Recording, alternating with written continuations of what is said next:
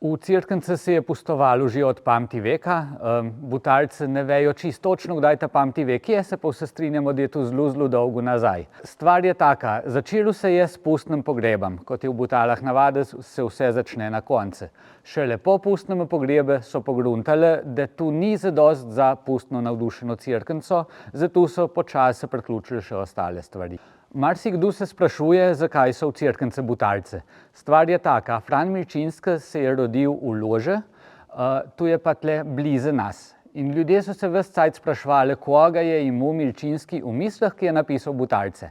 A je bila tu Loška dolina, njegovi prvotni prebivalci. Kaj so Ložani rekli? Mi pa nismo tako trapaste. Cerkničani smo pa rekli, mi pa smo. Zato so Butalci v Cerknici. Cerkniški karneval je znan po svojih velikih figurah. Tukaj v pustnih halijah vidimo kar nekaj.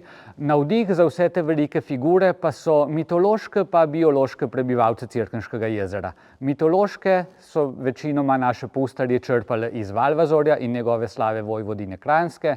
Pa tako imamo recimo povodnega moža Jezerkota, pa zmaja, ki še nismo čisto ziher, ali je biološka ali je mitološka. Potlej seveda naše cuprnice, Uršulo pa Lizo. Pol so pa tukaj biološke, kot je največji žabec na svetu, regovranje jamske, in pa ščuka velikanka. Tu je narejena čisto naravne velikosti, namreč en ribič se je pohvalil, da je ujel točno tolikšno in po njegovem opisu je narejena. Letos je tematika karnevala cuprniško zmajevanje in kaj imajo Butalci pa zmaj sploh skupnega. Milčinski je napisal zgodbo o tem, kako so Butalci želeli imeti v svojem grbu najveličastnejšo žival daleč naokoli, in tu je seveda zmaj. Smo pa Butale postali nek azil za zmaje, namreč povsod okoli nas jim sekajo glave, pa jim dajajo apno za žrt pa podobne stvari.